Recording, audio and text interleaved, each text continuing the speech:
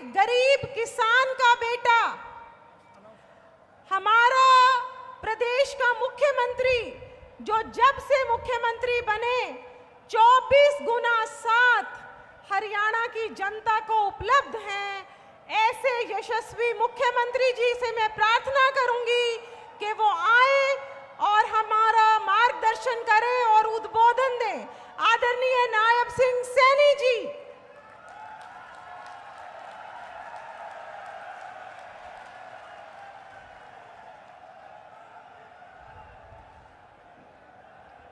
भारत माता के,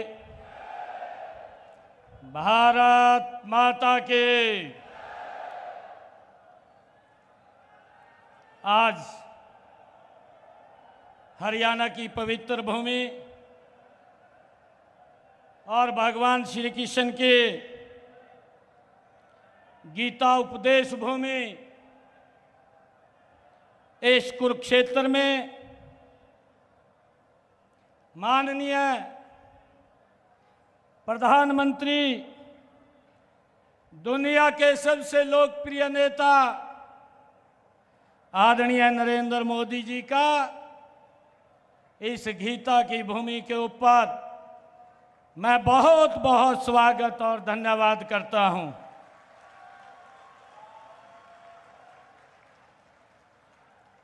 जहां धर्म की लड़ाई स्वयं भगवान श्री कृष्ण ने लड़ी और उसी लड़ाई में पूरी मानवता को गीता के माध्यम से संदेश दिया था, और उसी गीता से निकला क्रममेवाधिकारस्ते मा फलेषु कदाचन।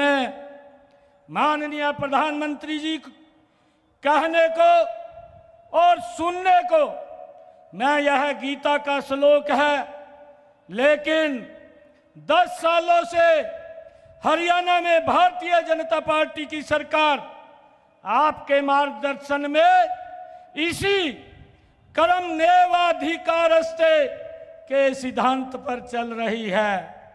मैं कुरुक्षेत्र की इस धरती से पूरे हरियाणा की ओर से आपका स्वागत, अभिनंदन करता हूं और आपको हरियाणा की तरफ से राम राम कहता हूं। माननीय प्रधानमंत्री जी, आपके स्वयं भी हरियाणा में सरकारों को और शासन को आपने नजदीक से देखा है, और हरियाणा की जनता ने भी उस शासन प्रशासन की व्यवस्था को भुगता है।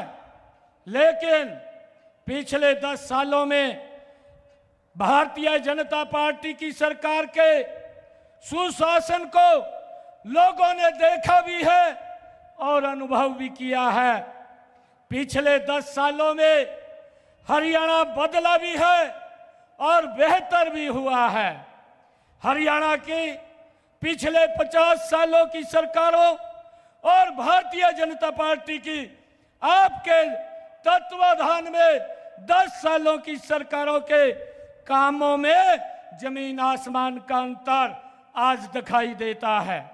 माननीय प्रधानमंत्री जी, पहले हरियाणा में नौकरी बिकती थी, पर्ची खर्ची चलती थी।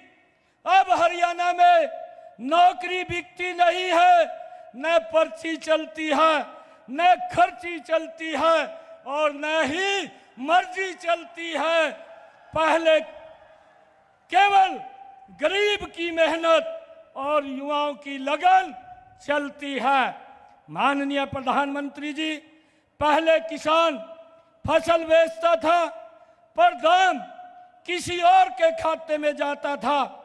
पहले किसान खराबे की शिकायत करता था, 2-2 रुपए के चेक पाता था।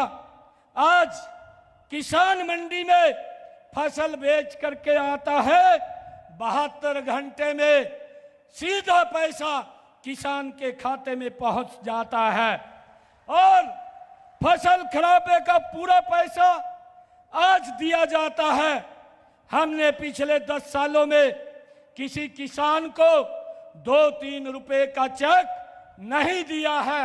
माननीय प्रधानमंत्री जी, पहले हरियाणा के हमारे बुजुर्ग 500 रुपए पेंशन पाते थे, उससे भी कुछ और उसमें से कुछ मिलती और कुछ दलाल ले जाते थे। आज बुजुर्गों को 3000 रुपए पेंशन हमारे इन 10 वर्षों के अंदर मिलती है, जो पूरे देश सर्वाधिक है। और पेंशन बनवाने के लिए कहीं जाना नहीं पड़ता। 60 साल का होने पर पेंशन सीधे खाते के अंदर जाती है। माननीय प्रधानमंत्री जी, ट्रांसफर को लिए भी पहले चंडीगढ़ के चक्कर लगाने पड़ते थे। आज हरियाणा में ट्रांसफर के लिए किसी के पास जाने की जरूरत नहीं पड़ती, घर बैठे ट्रांसफर होता है और जहां कर्मचारी बताता है वहीं उसी स्थान के ऊपर उसका हो जाता है। सबसे बड़ी बात है, आज हरियाणा के जो बेटियों को मारने वाला प्रदेश गिना जाता था, माननीय प्रधानमंत्री जी, आप 2015 में हरियाणा के ऐतिहासिक भूमि पानीपत पर आए थे। आपने बेटी बचाओ बेटी पढ़ाओ का नारा दिया था। हमने पिछले 10 सालों में हरियाणा के माथे से इस कलंक को मिटा दिया है। हमें पिछले 10 सालों से हरियाणा एक, हरियाणवी एक के मंत्र को लेकर के आगे बढ़ रहे हैं। हरियाणा ने पिछले 10 सालों में क्षेत्रवाद, भाई भतीजावाद को पीछे छोड़ दिया है। माननीय प्रधानमंत्री जी, आपके आशीर्वाद से एक गरीब किसान के बेटे को हरियाणा की सेवा करने का आपके नेतृत्व में अवसर मिला है। मैं आज इस मंच से आपका भी और हरियाणा के अपने 2 करोड़ 80 लाख लोगों के इस परिवार का आभार व्यक्त करता हूं, जिन्होंने मुझे 2 महीने में इतना प्यार और आशीर्वाद दिया है कि जहां आपने 56 इंच की छाती के साथ देश को मजबूत नेतृत्व दिया, वहीं हमारी सरकार ने मात्र 56 दिनों के भीतर हरियाणा के लिए 126 ऐतिहासिक फैसले हमने किए हैं। और यह साबित कर दिया है कि सच्ची नियत और सही संकल्प हो तो बदलाव लाया जा सकता है। माननीय प्रधानमंत्री जी, मैं पूरे प्रदेश में घूम रहा हूं, हर जगह हर तरफ से लोगों से ये मिल रहा है कि लोग मुझे भी मिलने आते हैं और सभी जगह सबकी जुबान पर एक ही बात है कि तीसरी बार हरियाणा में कमल खिलने जा रहा है। ये हरियाणा के लोगों ने तय कर दिया है और लोगों की यह आवाज मैं केवल सुन ही नहीं रहा हूं, बल्कि भारतीय जनता पार्टी पर विश्वास के रूप में उनकी आंखों में भी मैं देख रहा हूं। माननीय प्रधानमंत्री जी, हरियाणा का जवान देश के लिए जान देता है, हरियाणा का किसान देश के लिए अन्न उगाता है और हरियाणा का पहलवान देश के लिए मेडल लाता है। हरियाणा देशभक्ति और देश सेवा की धरती है। हरियाणा कभी देशभक्ति से पीछे नहीं हटेगा। मैं आज आपको विश्वास दिलाता हूं कि हरियाणा आपके साथ कदम से कदम मिला करके चलेगा और तीसरी बार हरियाणा में भारतीय जनता पार्टी की सरकार बनाकर डबल इंजन की 3 गुना रफ्तार पकड़ेगा। मैं एक बार फिर पूरे हरियाणा की ओर से आपका बहुत बहुत धन्यवाद करता हूं, अभिनंदन करता हूं। एक बार फिर से पूरे हरियाणा की ओर से आपको राम राम कहता हूं। जय हिंद, जय भारत, जय हरियाणा। बहुत बहुत धन्यवाद हमारे हरियाणा के यशस्वी मुख्यमंत्री जी का, जिनका आपने अभी उद्बोधन सुना। और इसके बाद मैं बुलाना चाहूंगी हमारे देश के यशस्वी प्रधानमंत्री जी को, जो मैं एक बात आज मोदी जी आपको कहना चाहती हूं कि हम 3 बहनें हैं और जिस तरीके से हमारे पिता ने भारत की महिलाओं की चिंता करी, उसी तरीके से आपने पूरे भारत की बेटियों का पिता बनकर, बड़ा भाई बनकर हमारी चिंता करी। ऐसे यशस्वी प्रधानमंत्री जी का स्वागत है। जय श्री कृष्ण, जय श्री कृष्ण। सब बुजुर्गों ने, भाई बहनों ने और नौजवानों ने राम राम। आज गीता की पावन धरती पर आके मने घणी खुशी हो रही है।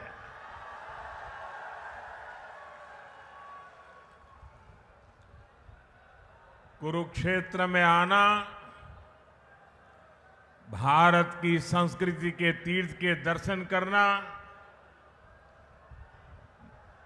मन को भर देता है। यहां गीता का ज्ञान है, यहां सरस्वती सभ्यता के निशान है। ये गुरु गोविंद सिंह जी की 6ठी पातशाही की धरती है।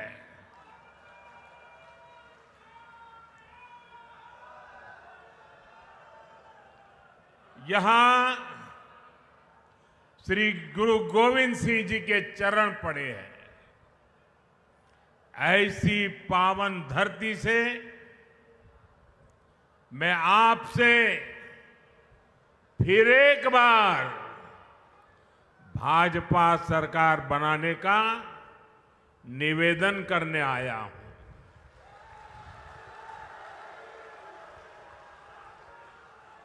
आपने दिल्ली में लगातार तीसरी बार मुझे सेवा का अवसर दिया है और यहां जो उत्साह दिख रहा है,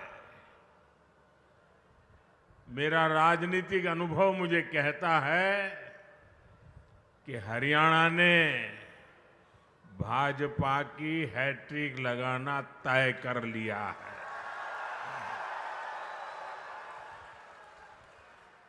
अभी मुझे मेरे संसद के साथी नवीन जी बता रहे थे कि आप पिछले 50 साल का इतिहास देख लीजिए। हरियाणा की एक विशेषता रही है, दिल्ली में जिसकी सरकार होती है, हरियाणा में भी उसी की सरकार बनाते हैं। कभी भी उलटफेर नहीं होने देते।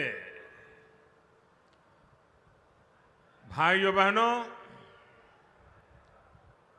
कुरुक्षेत्र से तो हमारे मुख्यमंत्री जी खुद ही यहां उम्मीदवार है। आज हरियाणा के इस बेटे की प्रशंसा पूरे देश में होती है। इतने कम समय में बहुत कम लोगों को इतनी लोकप्रियता मिलती है और इसका कारण भी है हमारे मुख्यमंत्री जी 24 घंटे हरियाणा के विकास के लिए समर्पित रहते हैं।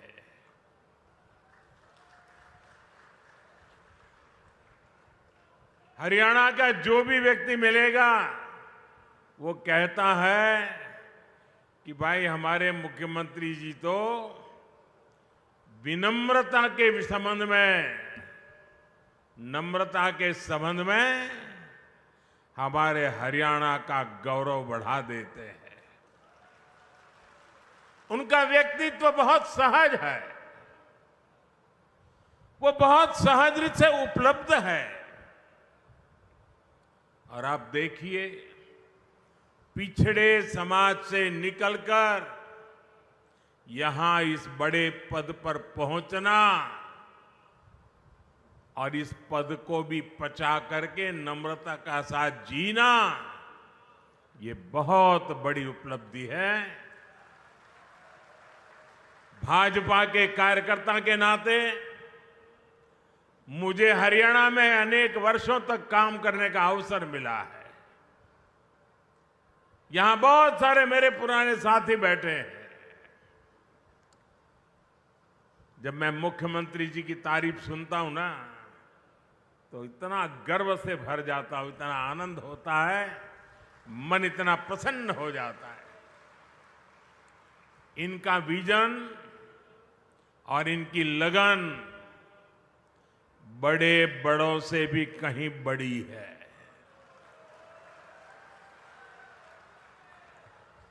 मैं आज हरियाणा के लोगों के पास आया हूं, आपके इस बेटे को आप आशीर्वाद दीजिए। भाजपा को आशीर्वाद दीजिए। मेरे साथ बोलिए, फिर एक बार, फिर एक बार। साथियों, हमारे हरियाणा के लोग अपनी जुबान के बड़े पक्के होते हैं। एक बार जो वादा कर दिया, वो कर दिया। भाजपा ने भी हरियाणा से यही सीखा है, और मैंने तो हरियाणा की रोटी बहुत खाई है।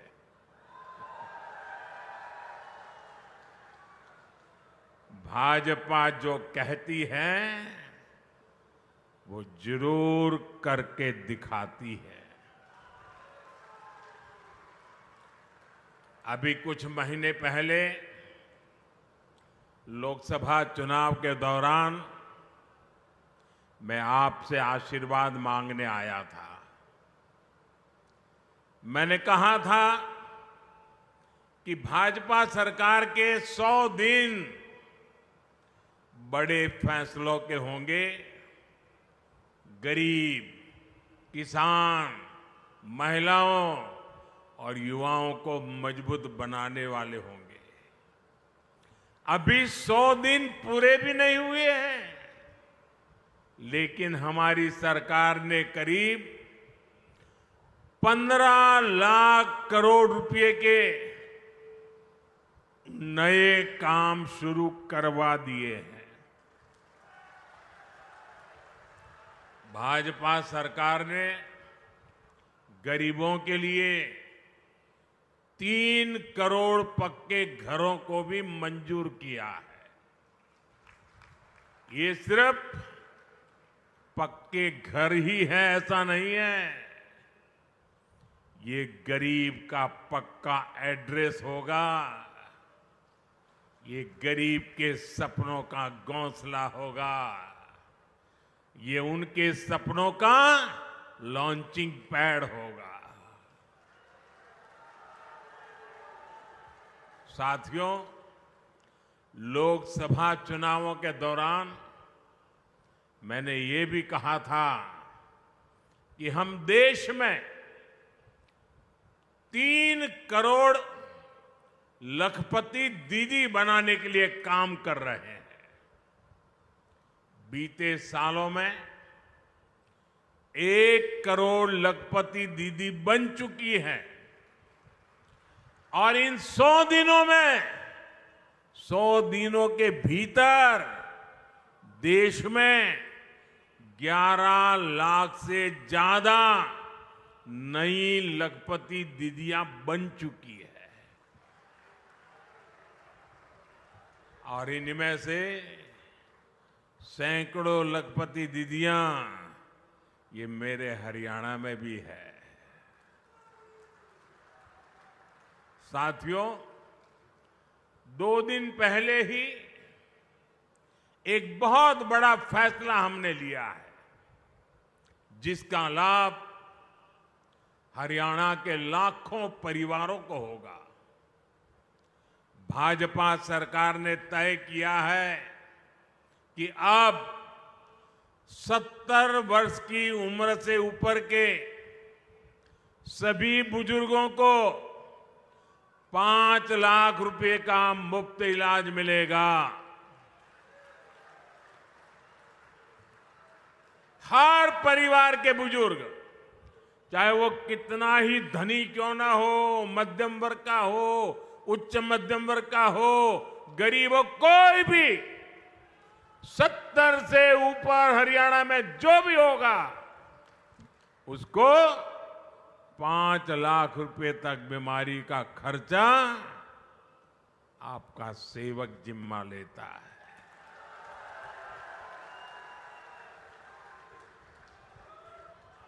अब उसके इलाज के लिए उसके बच्चों को फिक्र करने की जरूरत नहीं है, उसकी फिक्र आपका ये बेटा करेगा।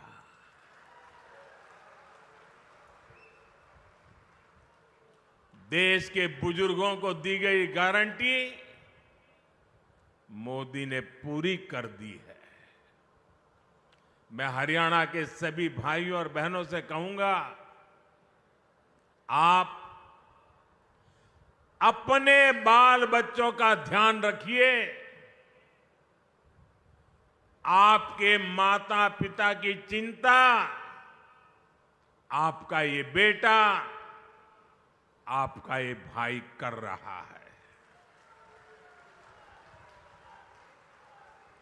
साथियों, हरियाणा में भी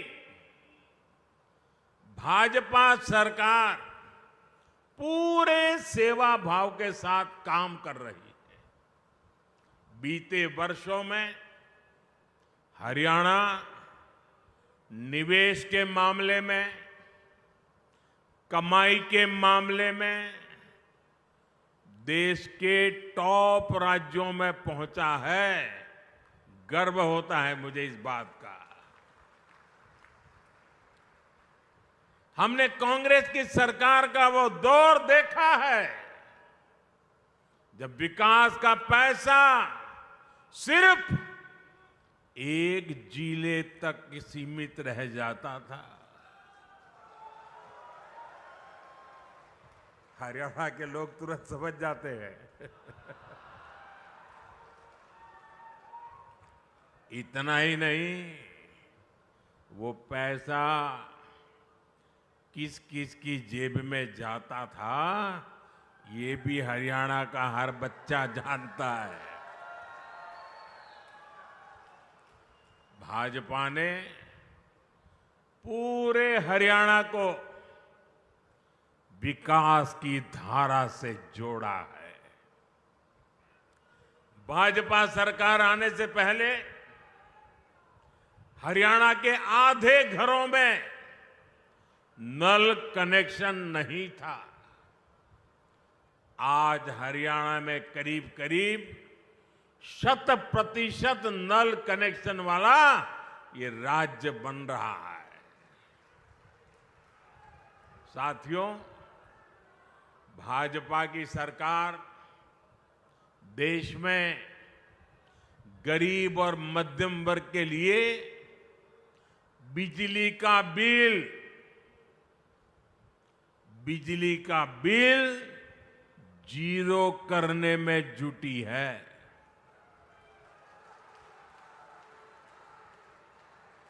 और इसके लिए हमने पीएम सूर्यघर मुफ्त बिजली योजना शुरू की है।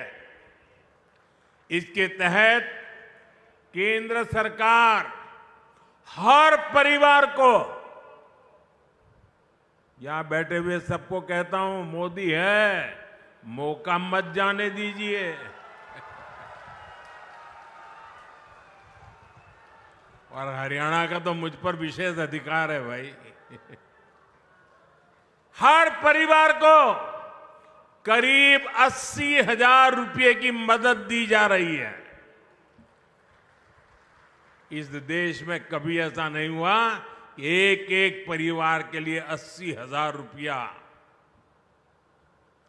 और डबल इंजन की सरकार का कमाल देखिए, मोदी ने तो कहा मैं 80,000 दूंगा, इसमें हरियाणा के हमारे भाजपा के लोगों ने तय किया है हरियाणा के हर घर को 30,000 रुपये की मदद यहां की सरकार एक्स्ट्रा, यानी 1,10,000। साथियों, आपकी कमाई बढ़े, आपके पैसे बचे, ये भाजपा सरकार की बड़ी प्राथमिकता है। साथियों, हरियाणा ने हमेशा से मुझे बहुत प्यार दिया है। यहां के दूध, दही, हरियाणा की रोटी और माताओं बहनों के स्नेह का कर्ज चुकाना मेरे लिए बहुत मुश्किल है। इतना बड़ा कर्ज मुझ पर है। इसलिए मैं अपना कर्तव्य समझकर आज आपसे कुछ बातें करना चाहता हूं। और ये बातें भाजपा की भलाई के लिए नहीं है। ये बातें मोदी की भलाई के लिए नहीं है। दिल में एक दर्द है, आग है। और इसलिए जब आप मेरे परिवारजन मेरे पास हैं तो मैं मेरा दिल आपके सामने हल्का करना चाहता हूं। अपनों के सामने मैं आज देश की मुझे जो चिंता हो रही है, आपके बच्चों की, आपके भविष्य की, और इसलिए कुछ गंभीर बातें हरियाणा के मेरे भाई बहनों के सामने रखता हूं। देश भी उसे गंभीरता से सुनेगा। साथियों, आपके पड़ोस में हिमाचल प्रदेश है। वहां 2 साल पहले कांग्रेस की सरकार बनी, लेकिन आज वहां क्या स्थिति है? हिमाचल का कोई भी नागरिक खुश नहीं है। कांग्रेस ने वहां हर वर्ग को झूठ की गुट्टी पिलाई थी, लेकिन जो भी वायदे किए उनमें से कोई पूरे नहीं किए। आज सरकारी कर्मचारियों को वहां अपने हक की सैलरी के लिए हड़ताल करनी पड़ रही है। कर्मचारियों को डीए मिल नहीं रहा। मुख्यमंत्री और मंत्रियों तक को सैलरी छोड़ने का बाद दिखावा करना पड़ रहा है। हिमाचल में नौजवानों की भर्तियां नहीं हो रही हैं। स्कूल, कॉलेज बंद करने की नौबत आ गई है। वहां कांग्रेस ने महिलाओं को 1,500 रुपये देने का वायदा किया था। हजारों महिलाएं आज भी इस पैसे का इंतजार कर रही है। हिमाचल में बिजली, पानी, पेट्रोल, डीजल, दूध सब कुछ कांग्रेस ने महंगा कर दिया है। और लोकसभा में भी आपको नहीं देखा है,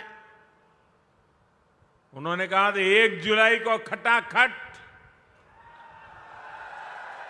8,000 रुपया आपके खाते में आएंगे, लोग 1 जुलाई को कतार लगा के कांग्रेस के कार्यालयों पर खड़े हो गए थे। पूरे देश में झूठे वादे करना, देश की जनता से धोखा करना। साथियों, भाजपा सरकार ने पहले जो मुफ्त इलाज की योजना हिमाचल में चलाई थी, नौजवानों को बैंकों से मदद लेने की जो योजना चलाई थी, और भाजपा ने बहुत अच्छे ढंग से चलाई थी, हिमाचल के लोगों का कल्याण करने के लिए चलाई थी, ऐसी सारी योजनाएं हिमाचल में अब ठप पड़ गई है। हिमाचल की आर्थिक हालत कांग्रेस ने इतनी खराब कर दी है कि हालात संभाले नहीं संभल रहे हैं।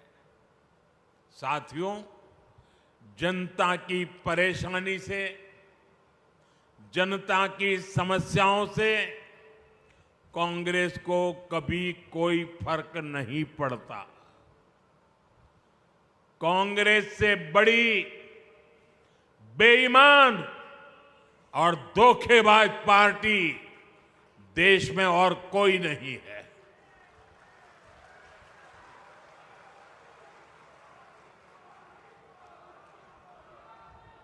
कांग्रेस के झूठ पर विश्वास करके वो लोग पछता रहे हैं, जिन्होंने अपने राज्य में कांग्रेस को मौका दिया।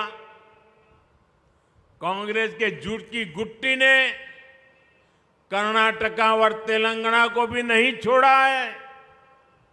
कर्नाटका में तो हाहाकार मचा हुआ है, वहां महंगाई और भ्रष्टाचार चरम पर है, विकास कार्य ठप है।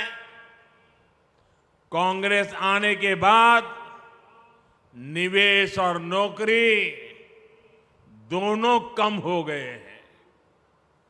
अच्छे खासे राज्यों को बर्बाद कैसे किया जाता है, ये कांग्रेस वहां करके दिखा रही है। और कांग्रेस की इस चालबाजी में उसकी पिछलग्गू पार्टी भी हां में हां मिला रही है। ये कट्टर बेईमान पार्टी है। इस पार्टी की भी एक ही नीति है, चुनाव जीतने के लिए जनता का खजाना खाली करो। आप पंजाब की हालत देखिए, क्या कर दी है।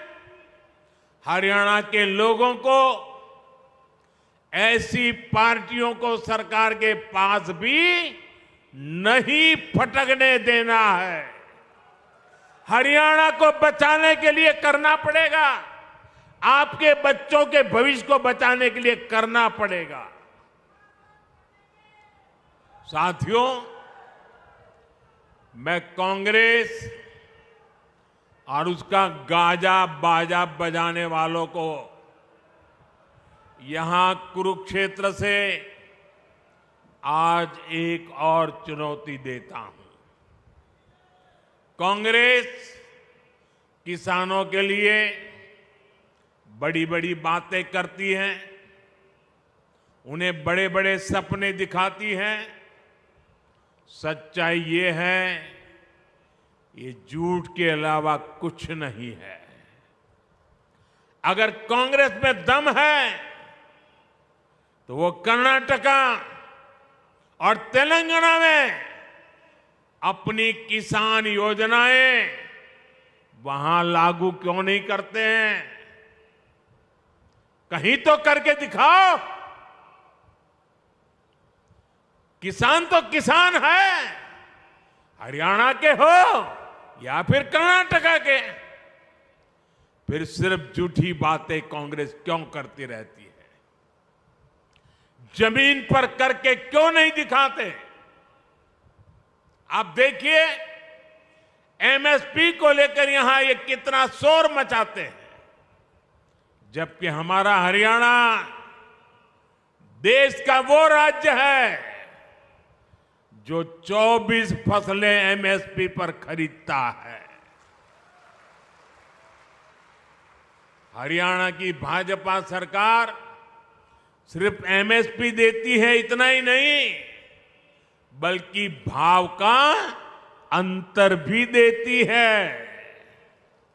भावांतर योजना चलाती है। मैं कांग्रेस वालों से पूछता हूं, वो लोग कर्नाटका और तेलंगाना में कितनी फसलें एमएसपी पर खरीदते हैं? वहां किसानों को कितना एमएसपी देते हैं? साथियों, भाजपा की केंद्र सरकार ने किसान का बोझ अपने ऊपर लेने के लिए अनेक प्रयास किए हैं।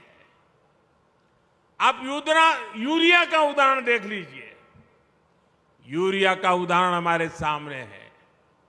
विदेशों में यूरिया की जो बोरी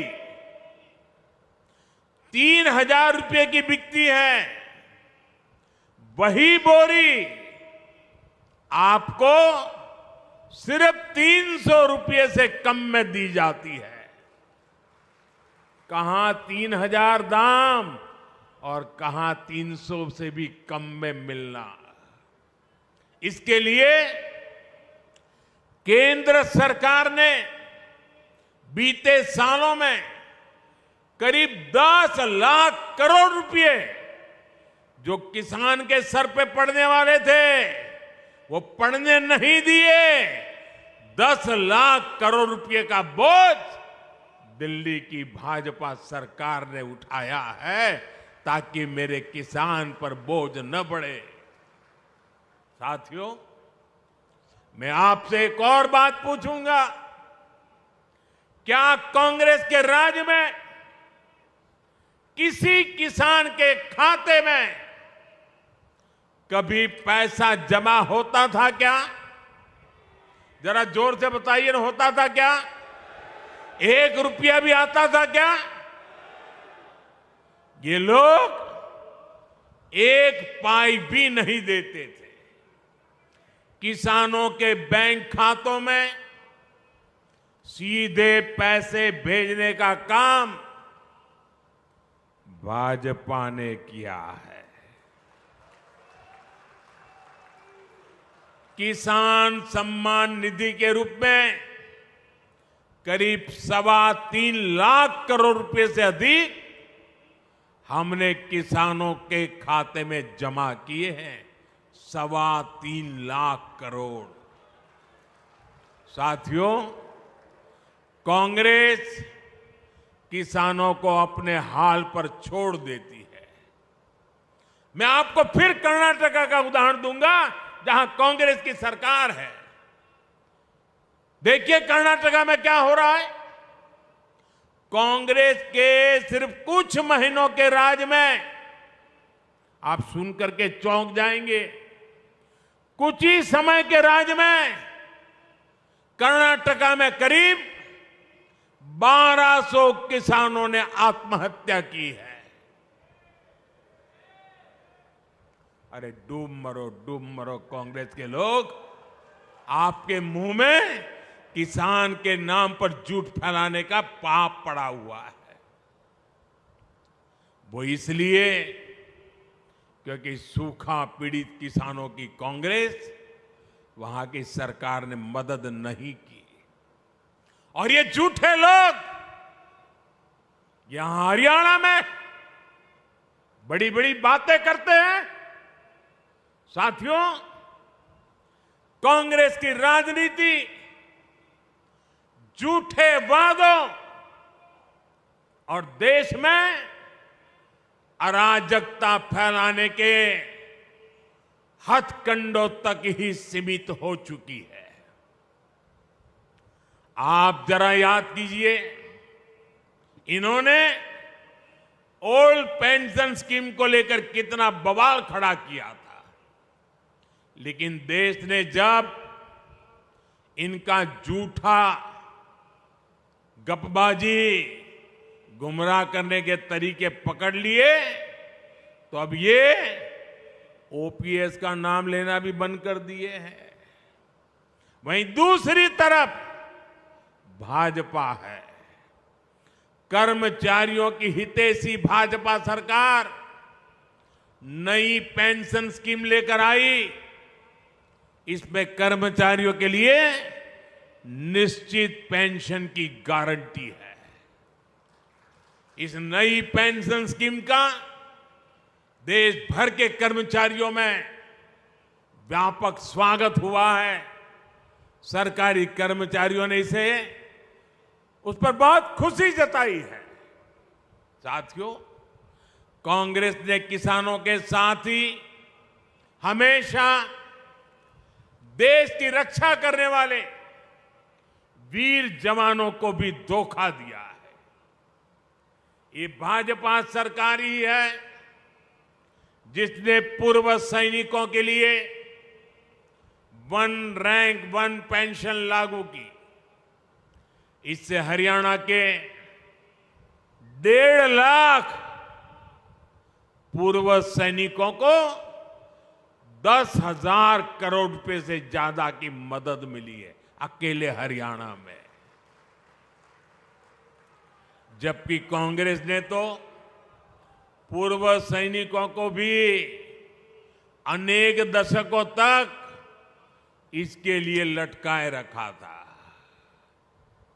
और जब मुद्दा बड़ा हो गया तो बजट में सिर्फ 500 करोड़ रुपए रखे ताकि पूर्व सैनिकों की आंखों में धूल झोंक सके।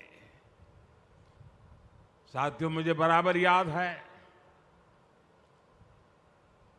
15 सितंबर 2013 13 सितंबर 2013 को भारतीय जनता पार्टी ने मुझे प्रधानमंत्री पद के उम्मीदवार के रूप में घोषित किया था और मेरा पहला सार्वजनिक कार्यक्रम 15 सितंबर को रेवाड़ी में हुआ था।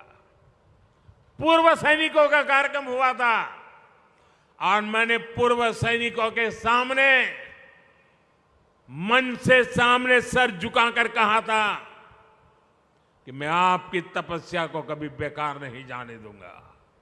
मैं वो आरोपी लागू करूंगा। कांग्रेस वालों ने 500 करोड़ का खेल खेला था। साथियों, सरकार में आने के बाद हमने वो आरोपी लागू किया। इतना ही नहीं, कुछ दिन पहले ही हमने ओआरओपी का तीसरा रिवीजन भी कर दिया है और इस अक्टूबर से मेरे पूर्व फौजी भाइयों को इसका भी लाभ मिलने लग जाएगा। साथियों, मैं यहां आने से पहले जम्मू कश्मीर में था। वहां भी चुनाव हो रहे हैं। वहां कांग्रेस पार्टी आर्टिकल 370 धारा 370 को फिर से बहाल करने का समर्थन कर रही है। क्या ये आपको मंजूर है? क्या कश्मीर को अलग होने देना है? ऐसा पाप करने वाली कांग्रेस को सजा देनी चाहिए कि नहीं देनी चाहिए? यानी कुछ साल पहले तक वहां हरियाणा के हमारे वीर सैनिकों पर जो पत्थर चलते थे, आतंकवादी बम बंदूक की गोलियां चलाते रहते थे, मेरे हरियाणा के वीर सपूत हर सप्ताह कहीं न कहीं से तिरंगे में लपेटकर उनका शरीर घर लौटता था, वो शहीद हो जाता था। कांग्रेस धारा 370 वापस लाने का समर्थन करके उस दौर को वापस लाना चाहती है। कांग्रेस आतंक और अलगाव के उस कालखंड को वापस लौटाना चाहती है। वो कालखंड जिसके कारण हरियाणा की अनेक माताओं को अपनी संतानें गंवानी पड़ी। कांग्रेस हरियाणा की माताओं से उनकी संतानें छीनना चाहती है। आप मुझे बताइए, क्या कांग्रेस को आर्टिकल 370 फिर वापस लाने देंगे क्या? देश लड़ाई लड़ेगा कि नहीं लड़ेगा? साथियों, कांग्रेस के लिए तुष्टीकरण ही सबसे बड़ा लक्ष्य है। आज तो हालात ये हो गई हैं कि कांग्रेस के राज में कर्नाटका में गणपति जी को भी सलाखों के पीछे डाला जा रहा है। गणपति जी को पुलिस के डिब्बे में बंद कर दिया। पूरा देश आज गणेश उत्सव मना रहा है और कांग्रेस विघ्नहर्ता की पूजा में भी विघ्न डाल रही है। तुष्टीकरण के लिए कांग्रेस कुछ भी कर सकती है। साथियों, गांधी जी हमेशा सत्य की वकालत करते थे। आजादी के बाद कुछ वर्षों तक कांग्रेस पर भी महात्मा गांधी जी के संस्कारों का असर रहा, लेकिन आज ये वो पुराने वाली कांग्रेस नहीं है। आज की कांग्रेस यानी ये अर्बन नक्सल का नया रूप बन गई है। कांग्रेस को अब झूठ बोलने में कोई शर्म नहीं आती। कांग्रेस का झूठ पकड़ा जाता है तो भी उसको शर्म नहीं आती है। कांग्रेस हर रोज एक नया झूठ बोलती है। कांग्रेस देश की एकता पर लगातार हमला कर रही है।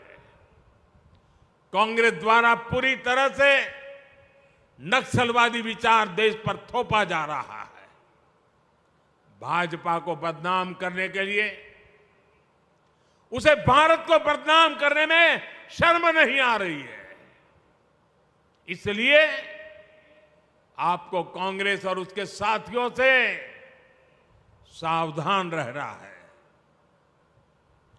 साथियों, आज मैं हरियाणा की धरती से एक और विषय उठाना चाहता हूं। भारत में सबसे बड़ा दलित विरोधी, ओबीसी विरोधी, आदिवासी विरोधी अगर कोई है तो वो कांग्रेस का परिवार है।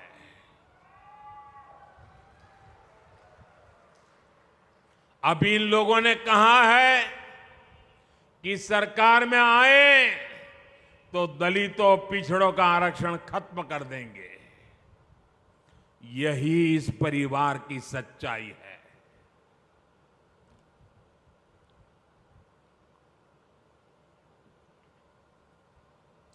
कांग्रेस का परिवार हमेशा से ही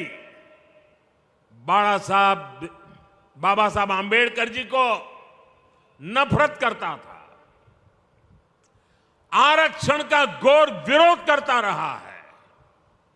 इस परिवार ने हमेशा दलितों, ओबीसी, आदिवासियों को अपमानित किया है।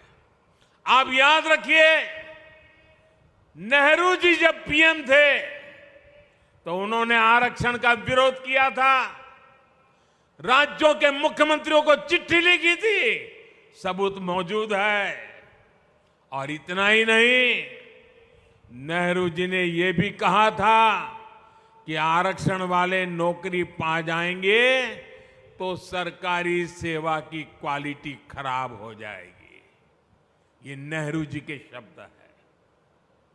नेहरू जी ने ओबीसी आरक्षण के लिए काका साहब कालेलकर का जो कमीशन गठित हुआ था, उसकी रिपोर्ट आई थी। ओबीसी समाज का भाग्य बदलने वाली रिपोर्ट थी, लेकिन पंडित नेहरू ने उसको भी ठंडे बस्ते में डाल दिया। नेहरू जी के बाद जब इंदिरा जी आई तो उन्होंने भी ओबीसी आरक्षण पर रोक लगा कर रखी। जब देश ने उनको सजा दी, जनता पार्टी की सरकार बनी मोरारजी भाई के नेतृत्व में, तब मंडल आयोग बना। लेकिन फिर कांग्रेस आ गई और मंडल कमीशन की रिपोर्ट ठंडे बस्ते में डाल दी गई। इसके बाद राजीव जी ने भी अपनी सरकार में ओबीसी को आरक्षण नहीं मिलने दिया। जब केंद्र में भाजपा के समर्थन से अटल जी की सरकार बनी, तब मंडल आयोग की रिपोर्ट लागू हुई। वीपी सिंह की सरकार बनी, अटल जी के जनसंघ ने, भाजपा ने समर्थन किया था उस समय, और तब जाकर के ओबीसी समाज को आरक्षण मिला जब भाजपा का समर्थन था। और आप ये भी याद रखिए, राजीव गांधी ने नेता विपक्ष के रूप में भी, ऑपोजिशन लीडर के नाते पार्लियामेंट में उनका भाषण है, उन्होंने आरक्षण का पुरजोश विरोध किया था। उन्होंने एक इंटरव्यू में, ये शब्द उनके हैं, मैं बताता हूं, उन्होंने एक इंटरव्यू में कहा था, उन्होंने यहां तक कह दिया था, आरक्षण पाने वालों को बुद्धू तक कह दिया था। ये राजीव जी ने। एससी, एसटी, ओबीसी समाज का इससे बड़ा अपमान क्या हो सकता है। अब कांग्रेस का शाही परिवार फिर आरक्षण खत्म करने पर अड़ रहा है। लेकिन मेरी बात कांग्रेस कान खोल करके सुन ले, जब तक मोदी है,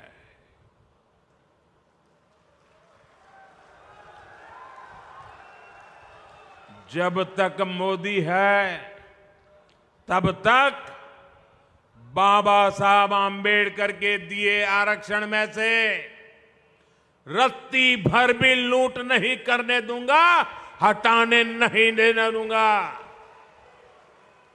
एससी, एसटी, ओबीसी का आरक्षण रहेगा, ये मोदी की भी गारंटी हो, और भविष्य में उसके लिए लड़ाई लड़ने की भी गारंटी है। साथियों, कांग्रेस का दलित विरोधी चेहरा हरियाणा से बेहतर कौन जानता है। हरियाणा में जब जब कांग्रेस की सरकार आती है तो दलितों का जीना मुश्किल हो जाता है। 2005 में गोहाना में कितना बड़ा कांड हुआ था, क्या उसे कोई दलित परिवार भुला सकता है? 2010 में मिर्चपुर कांड को क्या कोई भूल सकता है? 2012 में भगाना में जो कुछ हुआ था, फिर 2014 में दलित बेटियों के साथ जो कुछ हुआ था, उस शर्मनाक घटना को याद करके ही रूह कांप जाती है। तब हमने ये भी दिखाया था कि मुख्यमंत्री हुड्डा जी और इनका दिल्ली का शाही परिवार सबके मुंह पर ताले लग गए थे। इसलिए कांग्रेस से यहां के दलित समाज को बहुत सचेत रहने की जरूरत है। मैं तो कांग्रेस से एक और बात बताऊंगा। पहले कांग्रेस में जो एक अंदरूनी महाभारत चल रही है, अरे जरा उसे तो संभालो। जिस तरह यहां एक परिवार को आगे बढ़ाकर कांग्रेस राजनीति कर रही है, वो पूरा दलित समाज देख रहा है।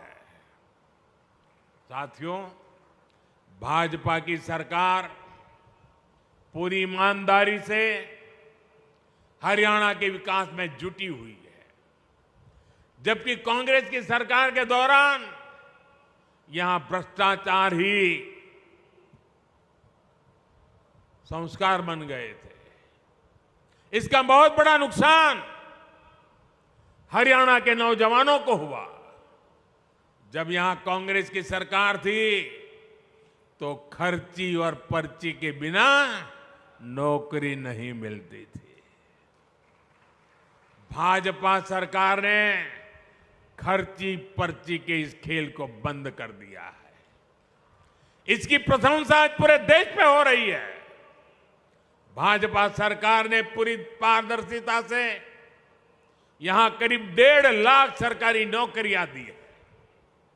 अभी भी हमारे मुख्यमंत्री नायब सिंह सैनी जी 25,000 युवाओं को नौकरी देने जा रहे थे, लेकिन कांग्रेस के भर्ती रोको गैंग ने उसमें अड़ंगा डाल करके रख दिया। लेकिन हरियाणा के नौजवानों, आप चिंता मत करिए, 8 अक्टूबर के बाद फिर भाजपा सरकार बनेगी तो इसी कार्य से नए कार्यकाल का श्री गणेश किया जाएगा। साथियों, हरियाणा में तीसरी बार भाजपा सरकार आने का मतलब है सबका विकास, तेज विकास। तीसरे टर्म में कुरुक्षेत्र को सांस्कृतिक पर्यटन का बड़ा सेंटर बनाने का हमारा अभियान तेज होगा। गीता महोत्सव और ज्योतिसर अनुभव केंद्र यहां बन चुके हैं। संत रविदास जी के भव्य स्मारक पर भी काम शुरू हो चुका है।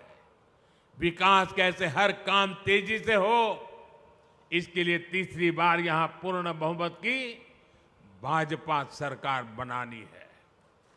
5 अक्टूबर को कमल निशान पर उंगली दबानी है। आप सभी के आशीर्वाद फिर एक बार भाजपा सरकार बनाएंगे। इतनी बड़ी तादाद में, इतने बड़े उमंग और उत्साह के साथ आए हुए आप सबको मैं हृदय से धन्यवाद करता हूं। मेरे साथ बोलिए, भारत माता की। आवाज दूर दूर तक जानी चाहिए। भारत माता की, भारत माता की, भारत माता की। बहुत बहुत धन्यवाद।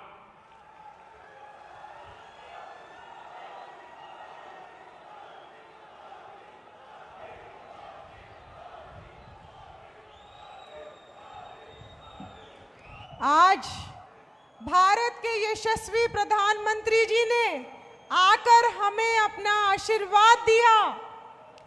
कुरुक्षेत्र की इस पावन धरा पर हम सबको नया उत्साह दिया।